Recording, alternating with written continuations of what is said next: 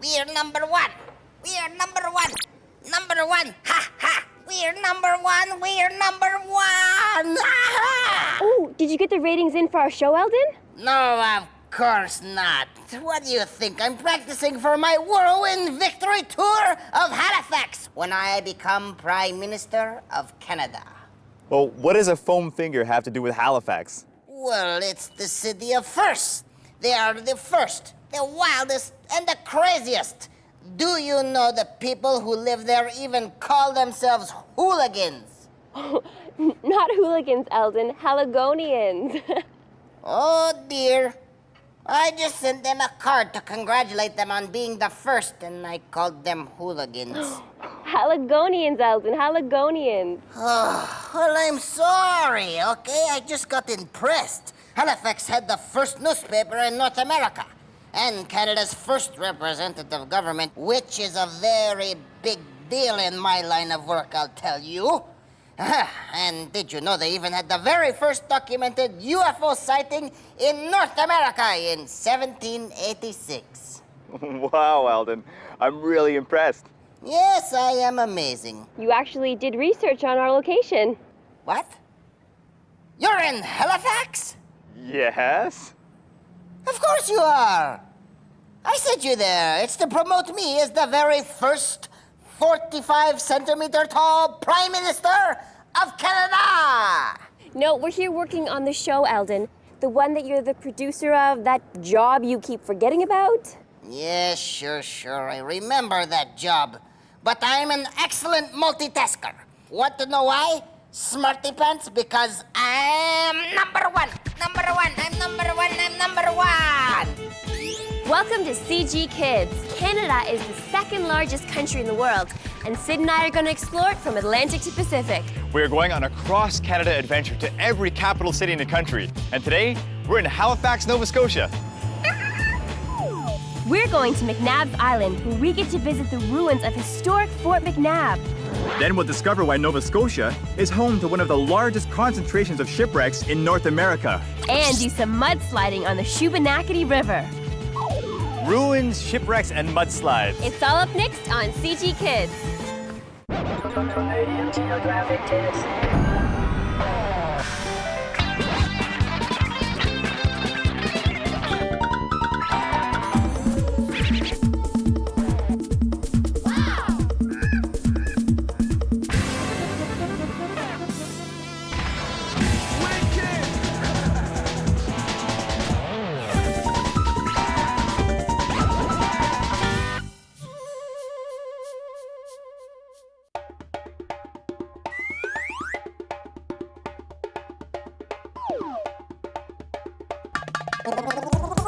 Today we're in Halifax, the capital of Nova Scotia, and Canada's second smallest province. Nova Scotia is unique in that, despite its size, it contains 4 distinct geographic regions. The Atlantic coast with its rugged granite, the Bay of Fundy and Annapolis Valley with its lush vineyards and orchards, the Northumberland shore with its shallow waters that are some of the warmest in the summertime, and the Scottish Highlands of Cape Breton Island. The first inhabitants of what is now modern-day Halifax were the Mi'kmaq and Abenaki. They called it Shibukto, meaning chief harbor. In 1749, the British saw the harbor site as a perfect strategic location to build a fortress. At the time, the French ruled nearby Cape Breton with the fortress of Louisbourg. So the fortress on Citadel Hill was built. Pretty intimidating, isn't it? It was so intimidating and effective, it never saw a single battle. Halifax Harbour is the world's second largest natural harbour after Sydney, Australia, in surface area, and the world's largest in water volume. Oh, this harbor is huge! It's even got its own islands out there. You're right. According to the Geopad, the Halifax Harbour houses 4 islands, McNabb's Island and George's Island being the biggest. McNabb's is the larger and more diverse of all the islands at 5 kilometers long and 1.5 kilometers wide. That sounds like the kind of place I want to check out. Excuse me, sir, do you know if there's a Parks Canada office around here? They're nearby, but I work with Parks Canada. Is there anything I can do to help you? Yeah, we want to learn more about McNabb's Island. Well, you're really in luck. I'm an historian with Parks Canada, and we work on McNabb's Island, and we happen to be on our way to McNabb's Island. So you can answer our questions and take us there. Be glad to do it.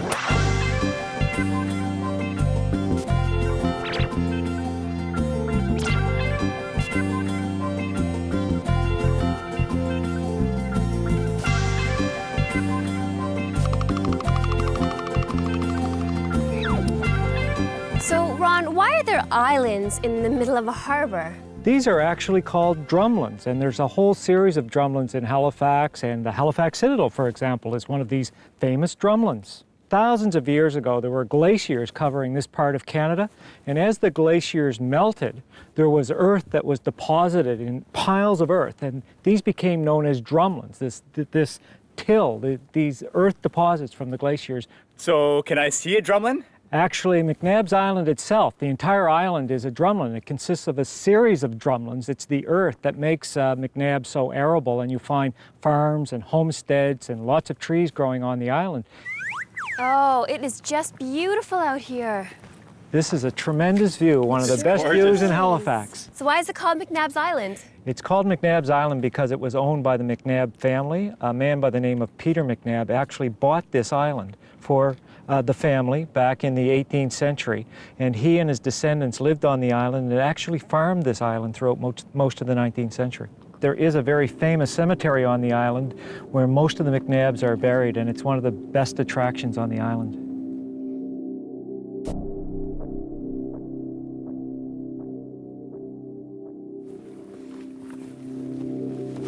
Whoa, this is a cool building. Is this part of the fort, Ron? This little building is probably the most important building here at Fort McNabb.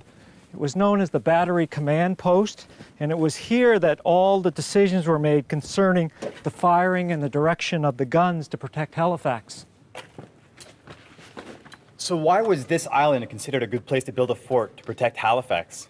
Because the island is right in the middle of Halifax Harbor near its mouth, and so from this location you could control all the approaches to Halifax.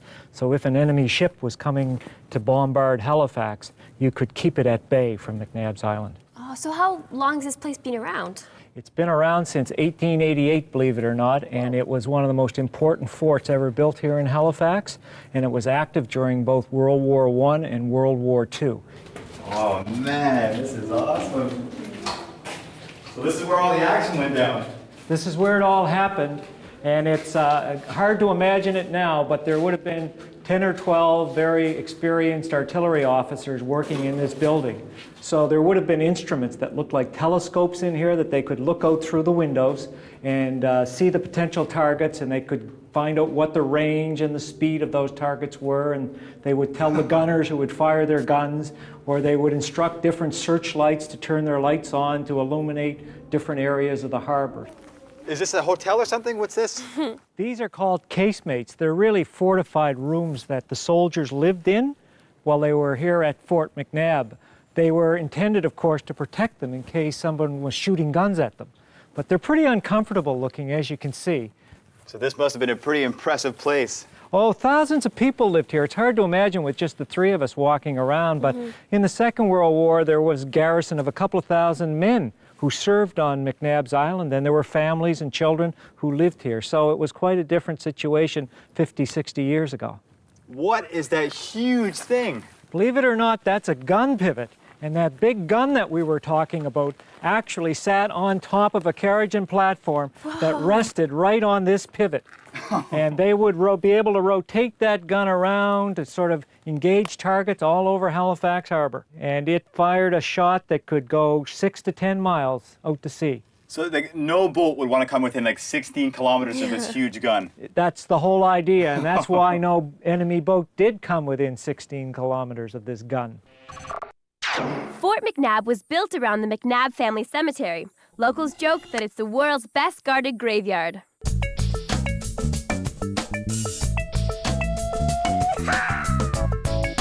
It's time for Triviography. Today's question is, what is an Erie? Here's a hint. It doesn't help you hear better.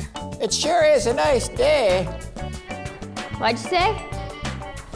Sure is a nice day. Can't hear you. Oh, you should clean out your earring. And it doesn't mean when something seems a little strange and mysterious. And now, for something so incredibly strange, so impossibly weird, you won't believe your eyes. Watch as my assistant cat defies the laws of physics.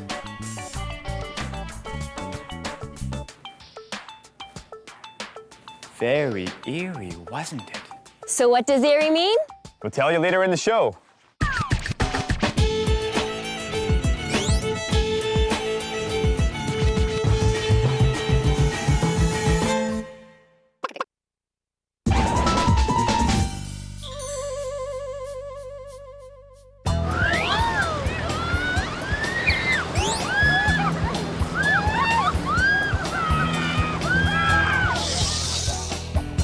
Today, Kat and I are in Halifax, the capital of Nova Scotia.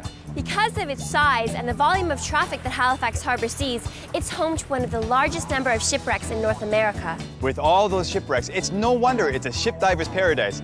5,000 shipwrecks have already been discovered. It is estimated that 25,000 may be underneath the surface. Finding, excavating, and preserving all those shipwrecks has become a full-time job for many people in and around the Halifax area. So we're off to the Maritime Museum of the Atlantic to find out more about it. Oh, check out this wood paneling. This was on the walls of the Titanic. Oh, that is too awesome. And this is the grand staircase. That's so cool. And look, this is right there. Oh, That's man. so neat. Who knew all this cool stuff was in Halifax? Hi, Richard. Hi, guys. We're Sid and Kat, and we're here to learn about the shipwrecks around Halifax waters. Excellent. So what is this one right here? Well, this is our exhibit on the wreck of the SS Atlantic, and this is Nova Scotia's worst maritime disaster. She was, for all intents and purposes, the Titanic of her day, an 1871 largest, fastest, most luxurious ship in the world. And on April Fool's Day, 1873, she went up on the rocks about 30 kilometers from Halifax. There were 933 people on board, and 562 of them died. So all this stuff here actually came from the boat? Yeah, these are all artifacts that were recovered from the wreck site. Some of them were recovered from dives, but because the wreck site's only about 100 yards from shore, a lot of the pieces washed up over the years as well. Plates, there's a beautiful statue of the Virgin Mary, and how she came ashore without being smashed to pieces against the rocks is its own minor miracle. And also, quite ironically, there's a light standard in here as well from one of the lamps in the first class lounge, and you can see it's in the shape of a vulture. And how appropriate is that for a ship that was lost with the loss of over 500 lives? So why are there so many shipwrecks in the area? Well, that's a very good question, and we have an exhibit with a map that'll answer that perfectly. This is our shipwreck shoreline. It's a map of Nova Scotia detailing some of the recorded 10,000 shipwrecks off the coast, including all of the ones here in Halifax Harbor. And if you want to know why there's been so many over the years, a lot of it has to do with location, location, location. Nova Scotia, Halifax in particular, is going to be your first port of call for most ships coming from Europe to North America. Put that together with a rugged, unforgiving coastline and storms that can whip up like that, and you've got a real recipe for shipwrecks. Also, Halifax was the main center for convoy activity during the First and Second World Wars, so a lot of German submarines lay in wait outside the harbor approaches to sink merchant ships and naval vessels leaving the city. So each of these little red dots, that's where a ship we know of has been sunk? That represents a known shipwrecks in Nova Scotia, and the neat thing is if you take the province out and leave the red dots, you get an exact replica of what the shape of the province is, because there's not one section of the coastline that hasn't been touched by a shipwreck over the years. This cool diorama represents an underwater archaeological work done at the Mystery Wreck in Terrence Bay. As far as anyone knows, that wreck's been down there since the mid-1750s, and it wasn't discovered until 1970. And it's one of those wrecks that we know absolutely nothing about, so we're piecing everything together like a big jigsaw puzzle. And so what have they found in the wreck site? Well, they found a whole bunch of cod bones in one part of the ship, which leads you to suspect it was a fishing vessel up here on an expedition. They also found some coins from the Commonwealth of Massachusetts. The latest was dated 1752. So that put things into a time frame. They found pipes, they found toothbrushes, they found hairbrushes. They found all sorts of amazing things down there, and they also found 6 spoons like this one. And this is a pewter replica of one of the spoons found at the Terrence Bay Mystery Wreck. And it's a beautiful piece of work. It's got some lovely scroll work up here, but the neat thing about it is on the back, there's initials carved in it, FF. We know a little bit about FF. We even know that he was right-handed because all the tooth marks on the bowl of the spoon are on this side, so he's holding a spoon like this when he's eating. But what's really frustrating is we know all the initials, we know all the little bits and pieces. She was probably up here in a fishing expedition, ran into a 1750s version of the perfect storm and got knocked over so quickly that these guys didn't have a chance to survive, but more importantly, no one on shore saw what happened. Were shipwrecks usually found by accident? Some cases, yes, like the Terrence Bay Mystery Wreck just completely appeared out of the blue one day while some people were diving. But in a lot of cases, shipwrecks are discovered by technology. In the 1930s, they used a device called the echo sounder to determine how deep the water was. And this also revealed a lot of weird stuff at the ocean floor, some of which turned out to be shipwrecks. Today, that technology is approved, and they use sound wave technology called sonar. Sonar has been used to discover shipwrecks in Halifax Harbor. It's been used to try to find the Loch Ness Monster, and even found the wreck of the Titanic. Let me introduce you to our star artifact, one of the only complete Titanic deck chairs anywhere in the world. world. This actually came from the Titanic. That's right, and it was recovered No. by the crew of the cable ship Minia in the aftermath of the sinking. And at the same time, they were looking for bodies in the North Atlantic. Wow, it's even got a star in it. I didn't know that there was like stuff from the Titanic here in Halifax. Yeah. That's right. Well, the bodies were brought into Halifax for identification, and they were stored at the Mayflower Curling Club. 200 bodies brought into Halifax, and the crew of the Minia donated it to Reverend Henry Cunningham, who was on board to perform burials at sea, and then Reverend Cunningham's family donated it to the museum a number of years after that. So cool. Too cool. Thank you Richard, so thanks a much. lot for Hey, showing no us all problem. this Guys. stuff. Really appreciate it. No problem. Excellent. Nice meeting you guys. Nice It's so to meet you. important. Okay.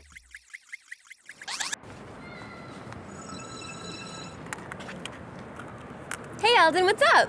You know, for the first time in my life, I am confused. Yep, that sure is a first.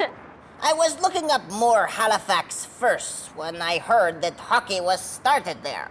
They used to play it with horse buggies. How could they do that? Well, Halifax was the first city in the world to play hockey with a uniform set of rules. That was in 1850. But it actually began as a Mi'kmaq game as early as the 1700s.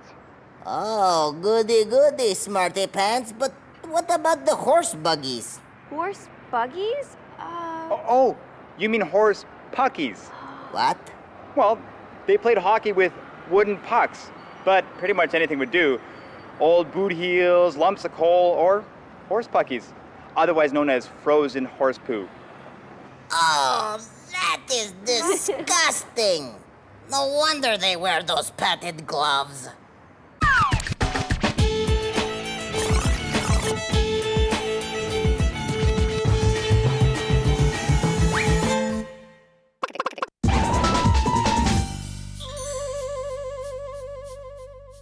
We've traveled to inland Nova Scotia to experience the effects of the Bay of Fundy tides, the highest tides in the world. The Bay of Fundy separates southwestern Nova Scotia from southeastern New Brunswick. It was created about 350 million years ago when the continents of Africa and North America were wrenched apart, eventually creating the Atlantic Ocean. The tides come in twice a day. Because the Bay of Fundy is shaped like a funnel, getting narrower the further inland it goes, the tides have nowhere to go but up.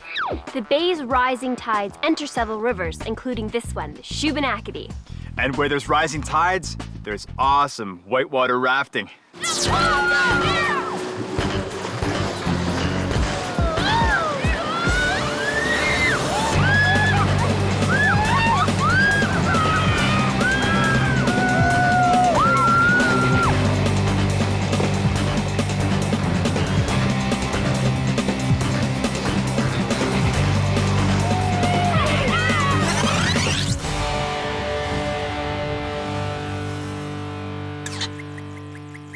So with the tides coming in so violently and the shoreline looking like this, is there a lot of erosion that happens here?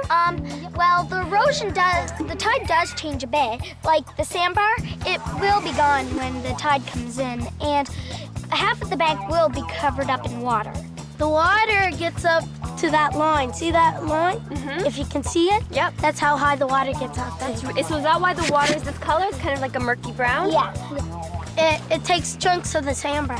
We're losing about 2 feet of bank a year on average. So what we have is the force of the tides coming in, eroding the banks, stirring the bottoms up. What it does is comes in real fast and comes out slow. So when it comes in, erosion. When it comes out, it deposits out. It settles out of the river water, and that's what gives us these deltas, sand deltas. So the sand deltas are getting bigger and bigger. When we ride the board will get very strong, and it'll end up going down there where we're going mudsliding. The boar? Yeah. What's a boar? A big wild pig? Tidal board. A tidal boar? What's that? It's a big wave. A big whale? It's big waves. The tidal bore, Yeah. what that is you got the river flowing out, you got the tide coming in. Yeah, At certain points where it's narrow and shallow, the tide will override the river, and at that point it forms a wave known as a tidal bore. Yeah. Okay, you know what? I'm getting really excited. I don't think I can wait anymore. I think we should go and get going. CGK.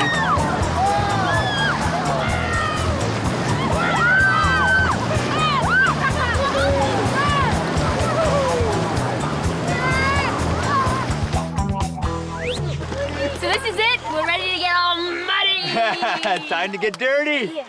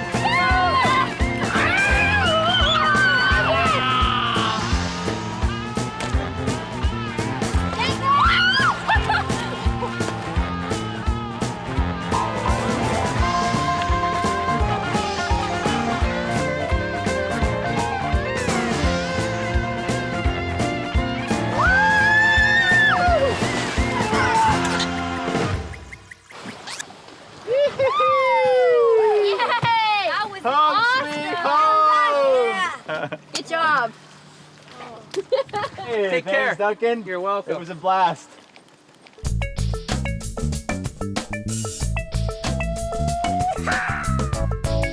It's time to answer today's triviography question. Today's question is, what is an eyrie? An eyrie is a term for any nest built by a bird of prey, like the nest along the cliffs of the Shubenacadie built by the eagles. CG Kids is on the World Wide Web. Visit us and find out even more about our incredible country. Just click on our website to find games, contests, and way more about our show. You can even try the CG Kids Atlas online. Check it out.